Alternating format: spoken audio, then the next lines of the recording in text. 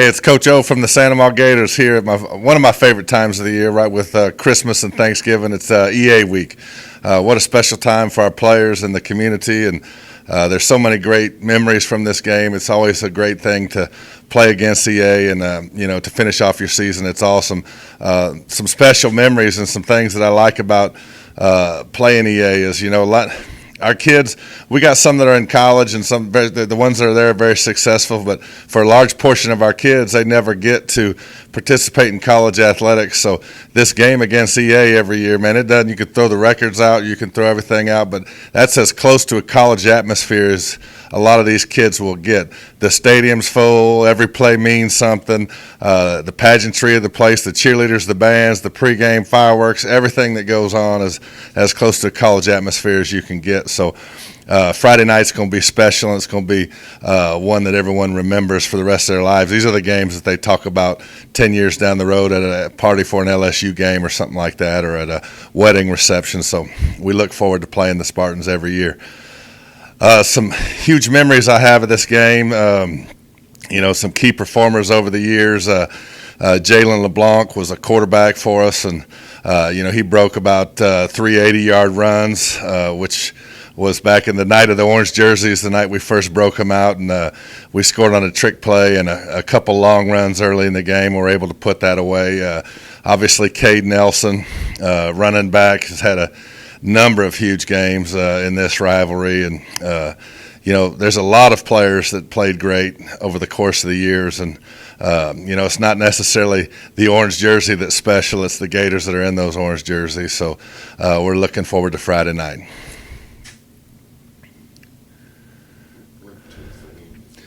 I tell you what's going to take to win this week. We're playing for a lot. I know our kids are going to be motivated. We could be playing ping pong or cards or whatever against EA, and people would show up to watch it. But we're playing for a lot. I think we win this game.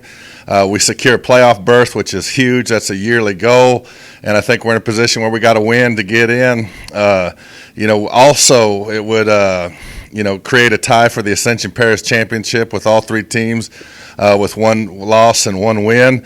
It would also create a three-way tie with EA and Dutchtown for second place in the district, and those are all huge things to play for at the end of the year, and I know our kids will be motivated. What it's going to take,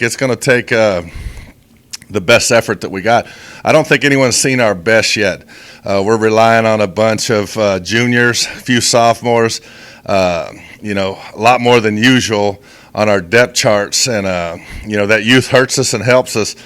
We forget things pretty quick, so we can bounce back, but we're not as consistent as we need to be. So last week we got down by 30. We didn't play very good, but then we got hot and came back and had a chance to win the game in the end. So that was the last 18 minutes of the game. So our goal this week is to play the entire game like we played that last 18 minutes against Dutchtown, and I think if we do that, we got an excellent chance to come out with a victory. Get into the game. Darnell Lee, Ascension High School, head football coach, athletic director. This is a special week for us. It's the rivalry week, the big game, the Ascension Parish Super Bowl, some people call it. We're playing Santa Maria High School. I think the last 4 years, the records are 2-2. There's a lot of parity in this rivalry. I think a win by the Spartans this year would put us right at 50%, where I think we played a total of 37 times, I want to say. But the last couple of years, Santa Maria, before coming home to Burnside last year, Santa Maria won 2 in a row.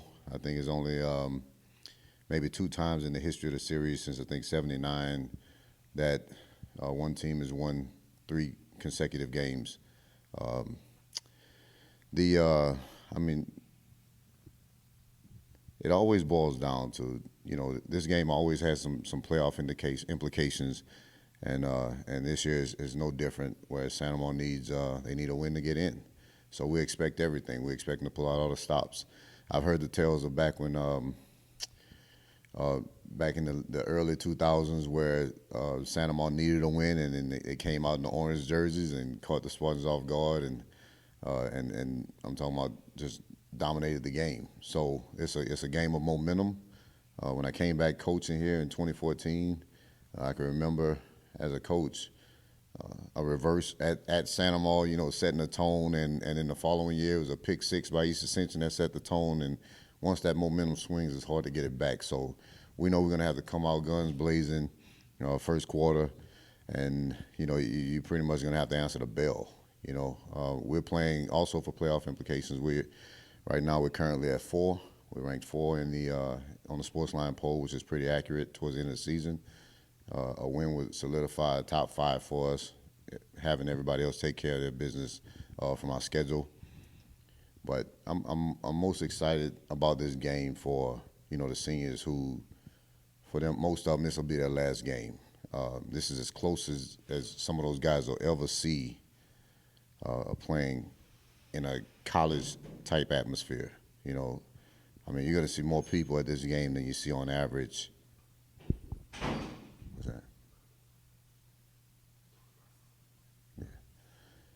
You're going to see guys play. On average, you're going to see probably 7,000 to 8,000 people. A situation where you don't see that at an average Nichols game, an average Southeastern game, and it's special because that's the only taste of a college football atmosphere that these guys will get. We expect big things from our seniors. We always talk about it, and I tell them in the preseason. Before you know it, it'll be week 10. And, leading us in this game, we have our senior quarterback, Cameron Jones, playmakers, Hobart Grayson, Steve McBride, John Johnson, Michael Bailey, those guys on the offensive side of the ball. We expect to see some consistency from them. The last couple of weeks, we've been kind of sporadic. Playing against Woodlawn and McKinley, but pretty much all season long, our players have come out and answered the bell. Led defensively by senior Javen Carter, Dejon Jones, Jaron Esther, and you'll also see big DeMarcus Esther, our right guard. He'll play some nose guard this week. He's been a pleasure to watch in practice. We know we learned a lot about him. He's a great athlete. He's at about 6'2", 315. He's been an offensive guard and offensive tackle. So he's gonna give us a little bit more of a push up the middle this week. We gotta do what we gotta do. It's one of those games where you can throw the schedules out, you can throw the records out. It doesn't matter who you played, where you stand right now.